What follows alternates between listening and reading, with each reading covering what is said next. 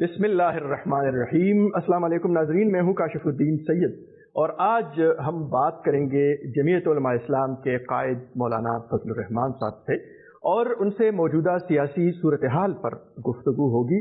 मौलाना साहब बहुत बहुत शुक्रिया, आपने वक्त दिया। मौलाना साहब, तेवर बदल गए आपके और आप जैसे मोतदिल मिजाज सियासतदान अचानक जज्बात में आ गए हैं, इसकी वजह क्या है? मैं बिल्कुल भी जज्बात में नहीं हूँ। मैं अपने फितरी तबीयत के साथ, पूरे एतदाल के मिजाज के साथ आपके सामने बैठा हुआ हूँ और ये कोई पहली मर्तबा नहीं है। मुल्क में जब भी इस किस्म की कोई नाहमवारी आती है और ऐसे हालात पैदा होते हैं तो बिला रोक टोक बेधड़क हमने हमेशा अपना मौक़िफ़ दिया है और फिर इसकी परवाह नहीं की कि आलमी क़ुव्वतें नाराज़ होती हैं। एक हक़ बात है जो सख्त हालात हैं, हमने की भी है और हम करते भी हैं। हम हमेशा अल्लाह से दुआ करते हैं कि वो हमें आज़माइश से बचाए। फिर हम किस चीज़ के लिए कुर्बानियाँ दे रहे हैं? एक मजहबी जमात होने के नाते, एक कौमी जमात होने के नाते हमने रोज़ अव्वल से पाकिस्तान की खिदमत की है, पाकिस्तान के इस्तेहकाम के लिए काम किया है, पार्लियामेंट का हिस्सा रहे हैं। मेरे वालिद जो है वो 1962 की पार्लियामेंट के मेंबर रहे, फिर उसके बाद 1970 के इलेक्शन में, फिर 77 के इलेक्शन में उन्होंने तहरीक की क़यादत की और 77 की तहरीक की क़यादत किस बात पर की? इसी तरह के इलेक्शन में धांधली हुई।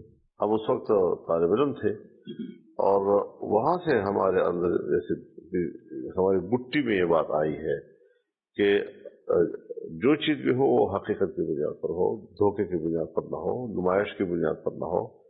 यहाँ इलेक्शन भी होते हैं और लोगों की तवानाइयाँ भी उस पर सर्फ होती हैं, उम्मीदवारों की तवानाइयाँ भी उस पर सर्फ होती हैं, दुश्मनियाँ भी हो जाती है, पैसा भी बेलाख खर्च हो जाता है और तमाम तर कुछ के बावजूद अवाम की राय भी सामने होती है, अवाम का रिस्पांस भी सामने होता है और इसके बावजूद जो नताइज आते हैं तो नताइज फिर कुछ लोग कमरे के अंदर बैठ कर तय कर लेते हैं। ये सिचुएशन हमें काबिल कबूल नहीं है, सीधी बात है। और इस हवाले से फिर ऐसा भी नहीं कि हमने कोई उजरत से फैसला किया। इलेक्शन के बाद लोगों का इंतजार था, मेरे ऊपर भी दबाव था कि आप क्यों खामोश हैं, आप क्यों खामोश हैं, लेकिन मैंने कहा नहीं, मैं अपनी पार्टी की राय दूंगा, उसके बाद फिर तय करेंगे। चुनांचे हमने अपनी मरकजी मजलिस आमला का इजलास बुलाया, 2 रोज तक ये इजलास जारी रहा और तब जाकर फिर हमने ये मौक़िफ़ दिया कि हम इंतखाबी नताइज को मुस्तरद करते हैं। तो वो मौक़िफ़ हमने अवाम के सामने रखा है और ये एक उसूली मौक़िफ़ है जिस पर हम कायम हैं इंशाअल्लाह और आगे भी बढ़ेंगे इंशाअल्लाह। मौलाना साहब, तासुर ये उभरा कि एक तो कुछ हलकों में या कुछ सूबों में तहरीक इंसाफ को मैंडेट दिया गया और कहीं पर मुस्लिम लीग नून को भी दिया गया, पीपल्स पार्टी को भी दिया गया, उस पर भी आप मुतरज़ हैं? मेरा सवाल है मुस्लिम लीग से और पीपल्स पार्टी से, हमारे दोस्त हैं कि यही मैंडेट इस इलेक्शन में उनको मिला है, चंद सीटों के ऊपर नीचे उसको छोड़ दीजिए। 2018 में यही मैंडेट था उनके पास। यही लार्जेस्ट पार्टी जो है पंजाब में मुस्लिम लीग नून थी, यही बड़ी पार्टी जो है वो सिंध में पीपल्स पार्टी थी और उस वक्त उन्होंने कहा कि दांडी की।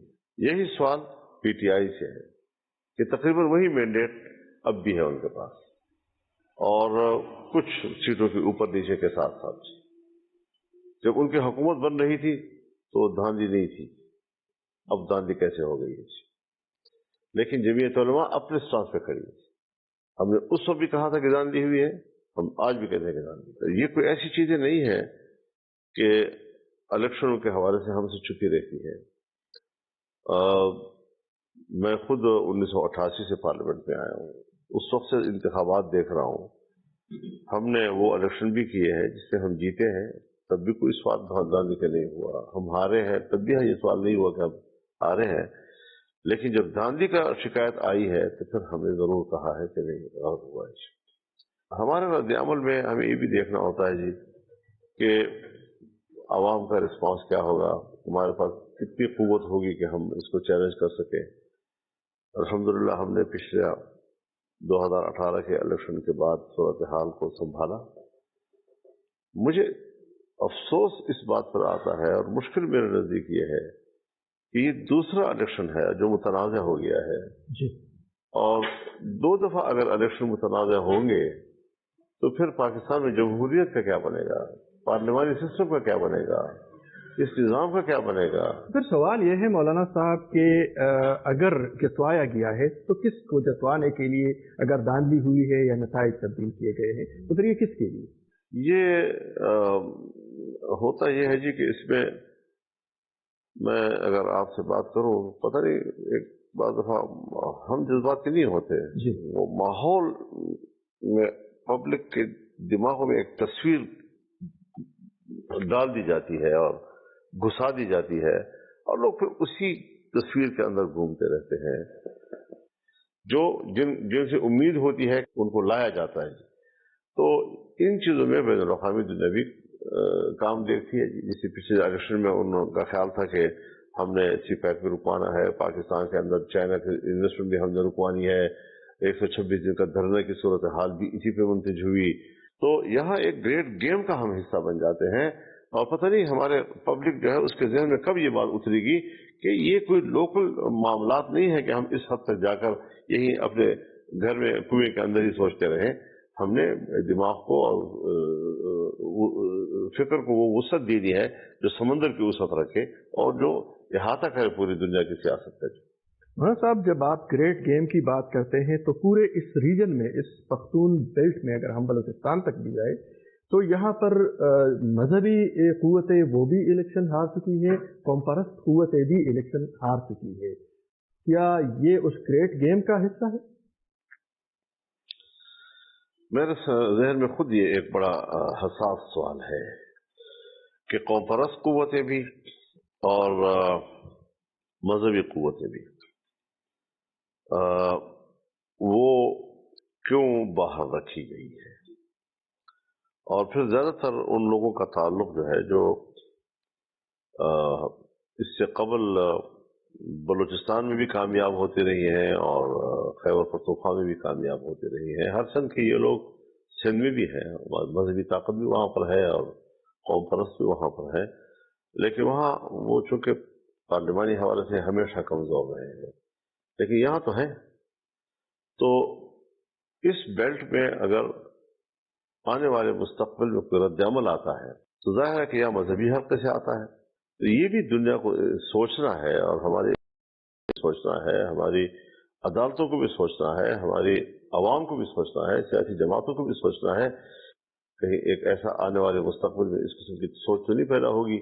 تو اس حوالے سے بہت سوچ بچار کے تعلق کی ضرورت ہے اور ہمیں سنجیدگی سے اس سارے صورتحال کو سوچنا چاہیے.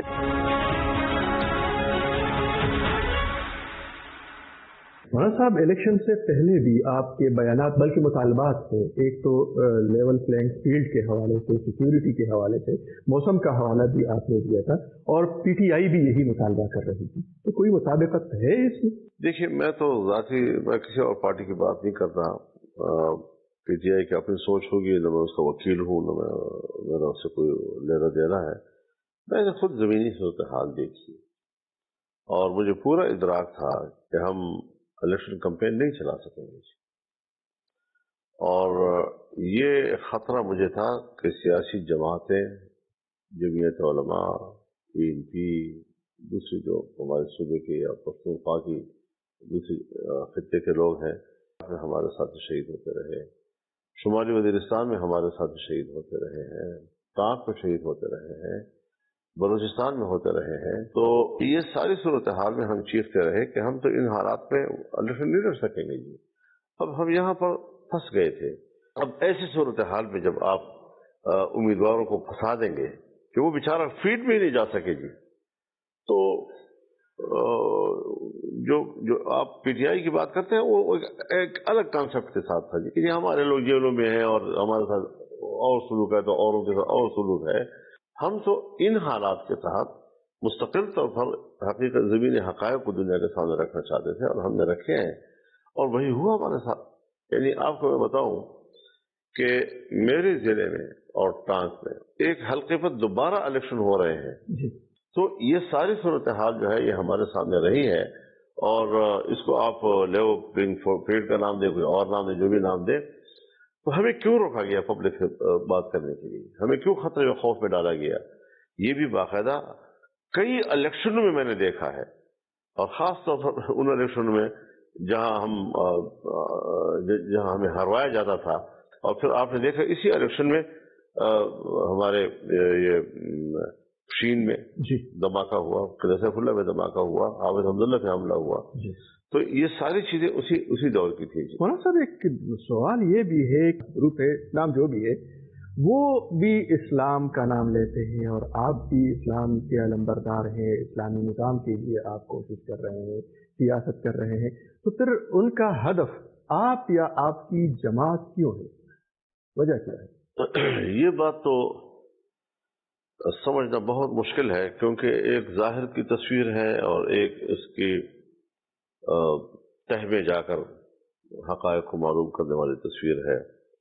तो इस किस्म की सूरत हाल जो है वो अब ये तमाम सूरत हाल इंडिया में नहीं है, ये सारी सूरत हाल बांग्लादेश में नहीं है, इंडोनेशिया में नहीं है, मलेशिया में नहीं है, और वहाँ पर लोग काम कर रहे हैं। और सिर्फ कानून साजी तो नहीं है दुनिया में, नहीं, आपके जो इदारे हैं, मसाजिद हैं, मदारस हैं, उलमा हैं, दर्स है, तबलीग है, दावत है, उनके सारे सिलसिले चल रहे हैं।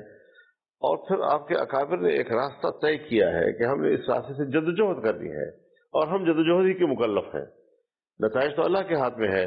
तो यहाँ पर सियासत में हमने बहुत कुछ हासिल किया है। हमने आइन हासिल किया, हमने आइन की उसको इस्लामी बुनियादें फराहम की है, ये सब कुछ हासिल किया है। खत्म नबूवत का मसला हमने हासिल किया है, इस्लामी कानून साजी की बुनियादें हमने डाली हैं, बहुत से कवानीन हम यहाँ तब्दील हुए हैं।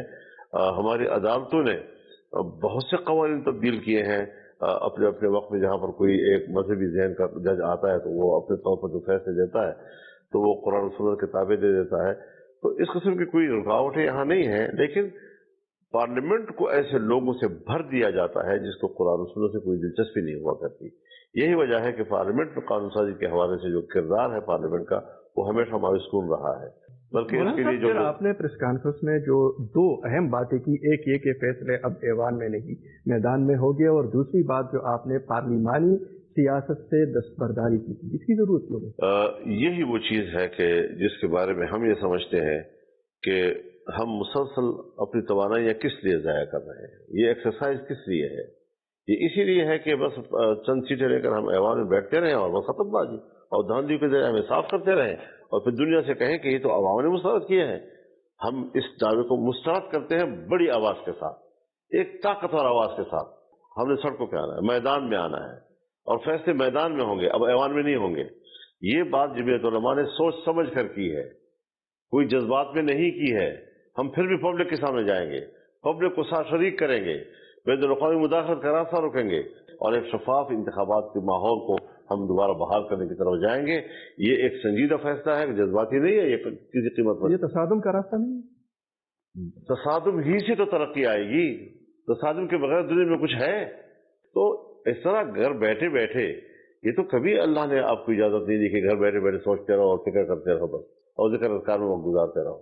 मैदान में निकलना, अल्लाह के रास्ते में निकलना, उसकी दीन की सरबुलंदी को ज़हन में रख के निकलना, तो एलाए कलिमतुल्लाह ही वाहिद वो चीज़ है कि जिसके लिए हर जद्दोजहद जो है उसको जिहाद कहा जाता है। तो मौलाना साहब, फिर तमाम सियासी जमातें इस इलेक्शन के बाद किसी न किसी शक्ल में धांधली हुई है या नताइज तब्दील किए गए हैं, फिर मुतालबा किया है, क्या री इलेक्शन होना चाहिए, होना क्या चाहिए? अब री इलेक्शन का और इनका जो सोचना है, जिन्होंने सोचना है वो सोचते रहे। तो मौलाना साहब, फिर ये जो आपकी प्रेस कॉन्फ्रेंस हुई, उसके बाद जो एक माहौल बना, फिर पीटीआई के साथ आपके राब्ते हुए, वो आपके घर आए, तो क्या कोई इत्तेहाद, कोई एक साथ चलने का माहौल डेवलप हो रहा है, कोई इत्तेहाद होगा? अच्छा सवाल किया आपने। मैं इस बारे में बता दूं, मुश्किल ये होती है जी कि हम यहाँ खड़े हैं, यहाँ से अगर एक पहला कदम उठाते हैं, हमारी मंजिल जो है वो 1000 मील दूर है, लेकिन जब पहला कदम आपने उठाया तो आपने सीधा छलांग लगाकर हमें उस मंजिल पे पहुंचा दिया जी। ये गलत तस्वीर है। अब एक पार्टी का वफद है, वो मेरे घर आया, कोई मैंने दावत नहीं दी, कोई मैंने ख्वाहिश जाहिर नहीं की, और ये पहले भी आते रहे हैं, मैंने तो कभी किसी का रास्ता नहीं रोका। मैं तो रोजादार आदमी हूँ जी, उनको शामोदेद भी कहता हूँ, उनके साथ बैठते भी हूँ। तो ये हजरात मेरे पास तशरीफ लाए और उन्होंने कहा जी कि आप भी धांधली कहते हैं, हम भी धांधली कहते हैं। तो ये मैंने उनसे कहा जी कि आपका आना जो है खुशामदीद, ऐसी कोई बात नहीं है। एक है आपका और हमारा इख्तिलाफ, वो हमारे और आपके ताल्लुकात के दरमियान कोई एक छोटी सी दीवार नहीं खड़ी है, एक पहाड़ खड़ा है जी। और गुज़श्ता 12-13 सालों पर मुहीत एक इंतहाई तल्ख इख्तिलाफ है।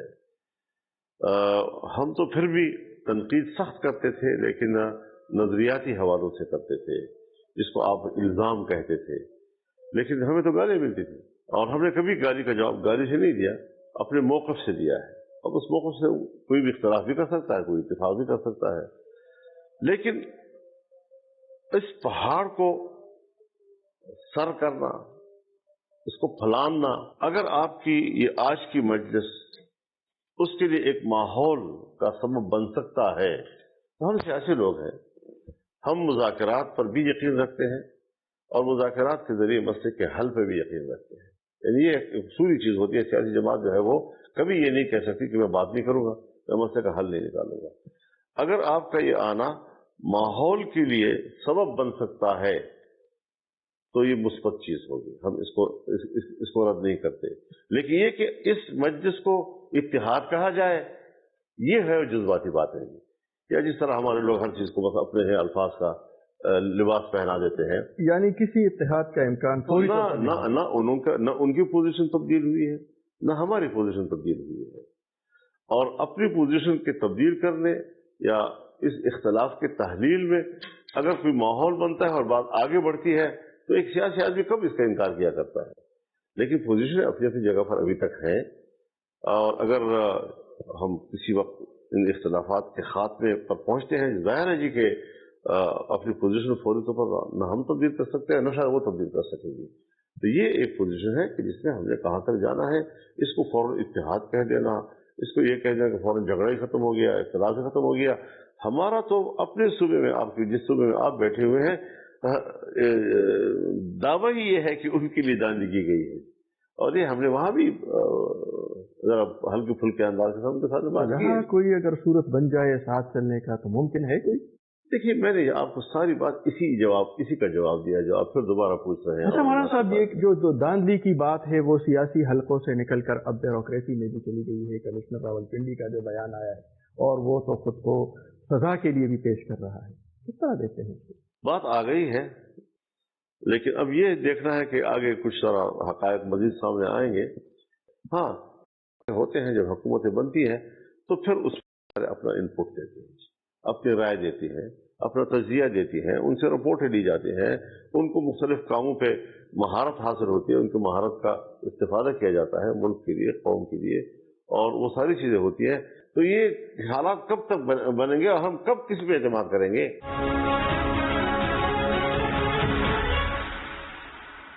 कमिश्नर साहब के इस एतराफ को, इन बातों को आप कितनी वक्त देते हैं? मेरे लिए पहली खबर है, मैं ये इतना ज्यादा तेज एकदम रद्द-ए-अमल नहीं लिया करता, थोड़ा इंतजार भी करूंगा कि मजीद क्या मालूमात सामने आ रही हैं, मजीद क्या हकायक सामने आ रहे हैं। अच्छा मौलाना साहब, जरा वापस चलते हैं। सिक्योरिटी की बात हुई तो इससे पहले आपने एक कोशिश की, आप वफद लेकर गए अफगानिस्तान, वहाँ के हुक्काम से बातें हुई, तो फिर वहाँ से भी आप बहुत कुछ लेकर आए होंगे, तो यहाँ पर मुलाकात हुई, या उसका कोई नतीजा निकला है? वो मसला भी बिल्कुल ऐसा ही है जैसे मैंने पहले आपको जवाब दिया। देखिए, एक बात तो तय है कि अमेरिका जिस तरह निकला है 20 साल के बाद अफगानिस्तान से, हर चंद के 1-2 साल तक दोहा में बातचीत भी उनकी चलती रही और कुछ तहरीर में भी मुआहदात आए हैं वगैरह वगैरह, लेकिन मुआहदात के तहत जिस तरह निकला जाता है उस तरह नहीं निकले। बिल्कुल हालत है जंग में निकले हैं और शहरों को छोड़ दिया, और उस हालत में जो है अमारत इस्लामिया के लोग शहरों में आए और कंट्रोल संभाल लिए, और जो थे वो फरार हो गए, भाग गए। लेकिन अमारत इस्लामिया ने कहा कि आम माफी, कोई भी अब जाने की जरूरत है, सबको एहतराम दिया जाएगा। लेकिन जो लोग जाना था उन्हें चले गए, अवाम में भी चले गए लोग। तो ये सारी चीजें जब हुई तो इससे हमने ये नतीजा अख्ज़ किया कि अमेरिका की नीयत अब भी अफगानिस्तान और अमारत इस्लामिया के लिए अच्छी नहीं है, और वो नहीं चाहेंगे कि अमारत इस्लामिया मुस्तहकम हो। यहाँ ये हुआ कि पाकिस्तान में कुछ वाक़यात हो गए, और उन वाक़यात में कुछ जो लोग पकड़े गए या मारे गए तो अफगान नेशनल लोग भी थे, नौजवान, जिससे यहाँ शिकायतें पैदा हो गई कि भाई ये तो मुआहदा ये है कि हमारी सरजमीन किसी के खिलाफ इस्तेमाल नहीं होगी, और देखो ये तो फलां पकड़ा गया तो फलां पकड़ा गया। जब हमें इसका थोड़ा सा इदराक हुआ कि तो हालात तो वाकई बदमज़गी की तरफ जा रहे हैं, और अफगानिस्तान का इस्तिक़लाल पाकिस्तान की ज़रूरत है, जबकि पाकिस्तान का इस्तेहकाम और इस्तिक़लाल वो अफगानिस्तान की ज़रूरत है। दो बिरादर इस्लामी मुल्क जो है वो आपस में एक बेहतर ताल्लुकात की तरफ आगे जाए, वो इसी अमारत इस्लामिया की सूरत में मुमकिन थी। जब इसमें हमने खतरा देखा तो हमने अपनी खिदमत पेशी कि हम इसमें किरदार अदा करना चाहते हैं। चुनांचे जब मैंने अफगानिस्तान से रब्ता किया तो उन्होंने मुझे दावत दे दी, बाकायदा तहरीरी दावत दे दी। फिर मैंने अपनी वज़ारत ख़ारजा से बात की और अपने मुल्क के जो इदारों से रब्ता किया, उन्होंने भी इनको सराहा और कहा कि ठीक है, मुनासिब बात है। चुनांचे मैं वहाँ गया और वहाँ से मैं बहुत अच्छा पैगाम लेकर आया, बहुत अच्छी बातें वहाँ से हुई, और मैंने सारी यहाँ पर रिपोर्ट की, और इन्होंने भी सराहा इनको कि आप बहुत बेहतर अंदाज के साथ गए हैं और बहुत अच्छा आप अचीव करके आए हैं।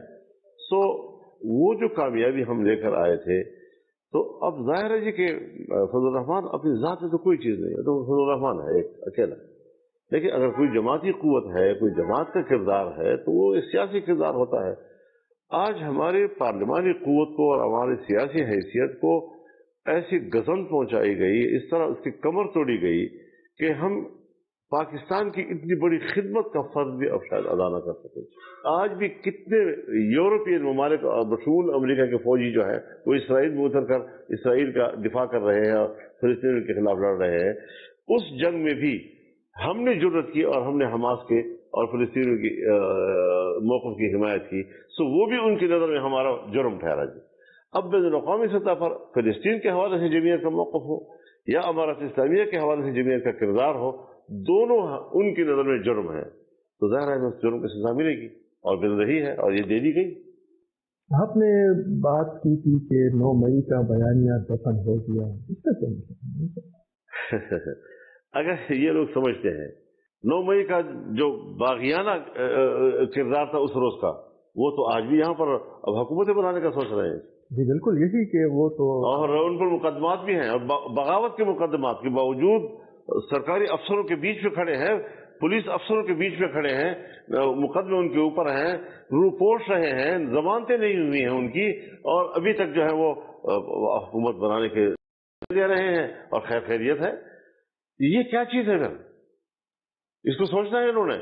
मैं किसी का दुश्मन नहीं हूं, मैं पाकिस्तान का इंतहाई मजबूत किस्म का वफादार और खिदमत गुजार हूं।